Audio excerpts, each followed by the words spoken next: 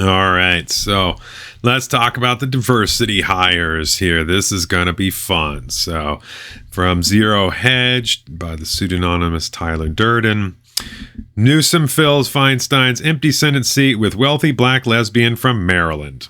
So, this is great. So, not even someone from California, not a poor person, nice wealthy person, but does tick off black lesbian. So, we have the diversity checkpoints. That's qualifications don't matter anymore. You just have to be, win the oppression Olympics. All right. In 2021, California Governor Gavin Newsom vowed to replace any Senate vacancies with a black woman. On Sunday, he did just that following the death of Senator Dianne Feinstein, appointing the first black lesbian to ever openly serve in Congress.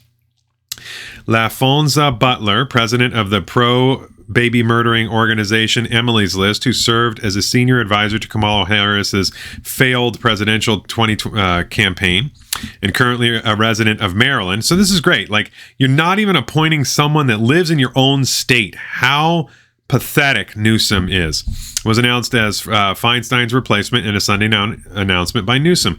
Butler will finish Feinstein's term, which runs until 2024, after which she may face off with Rep. Adam Schiff, who had been hoping Feinstein would live till the end of the election so he could slide into the Senate.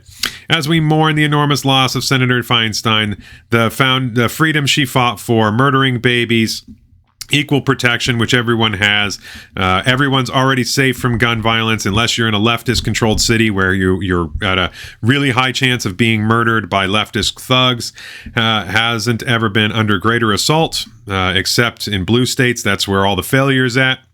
Blue cities are the worst, and because of their failed policies. Newsom being one of the worst governors in existence, adding that LaFonza will carry the baton left by Senator Feinstein, which is true. Feinstein was an absolutely horrible senator, and this new chick is going to be terrible as well. Continue to break glass ceilings. There is no glass ceiling. That's a lie. There's been plenty of female senators. And fight for all Californians in Washington, D.C., meaning that fight for the tiny percent of donors that control the popular the party. Let's see. I'm proud to announce California's new United States Senator, LaFonza Butler. That's a repeat of what was said up there. Butler was born in Magnolia, Mississippi, where she began her career as a union organizer. In 2009, she moved to California, where she served as president of the SEIU United Long-Term Care Workers, where she was instrumental in raising a minimum wage and hiking taxes on wealthy Californians.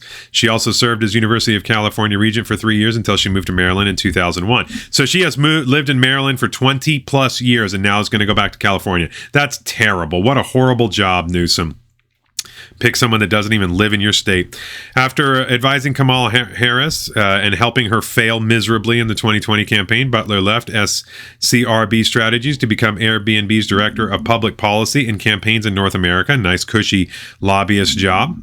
While working for Harris, she was hired by Uber during an organizational labor dispute when Harris's brother-in-law, Tony West, was Uber's chief legal officer. Nice nepotism there. I mean, we have a corrupt country, and Newsom is corrupt. I would expect him to appoint a corrupt person, which he obviously did. LaFonza Butler tried to undercut Uber drivers' organizing efforts in order to engineer a backroom sweetheart deal for SEIU to represent them. She's a standard issue soulless party operative and thus an appropriate choice for Newsom. Good call. Many people have made light of the fact Butler doesn't actually live in California. FPPC and FEC filings indicate that soon-to-be California Senator LaFonza Butler hasn't been a resident of the state for over 2 years. Are California so awful that you couldn't even find one of them to rep their own state? Had to outsource the president of the PAC 3,000 miles away? Something tells me the people of California will not be her priority, just like Dianne Feinstein. Yeah, of course. Good comment by the redheaded libertarian. Congrats to the state of Maryland on finally obtaining 3 senators. Ben Shapiro. Good call, Ben.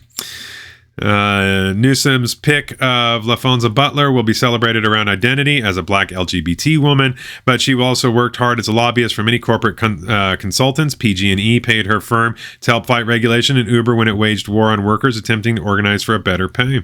Li Fang.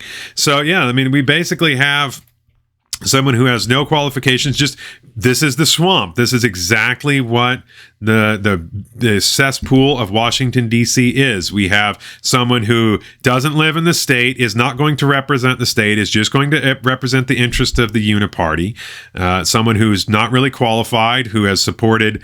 Now, I suppose for California, you want like an abortion zealot. You want someone that wants to murder lots of babies. California is filled with racist people that hate blacks and want to murder their babies. This woman is the black face of white supremacy. She's obviously a racist person. She wants to kill black babies and white babies too, but black babies mostly. So she is a white supremacist racist. And Newsom, of course, being a white supremacist himself, would promote a white supremacist. So white supremacy is strong in California. Good on them.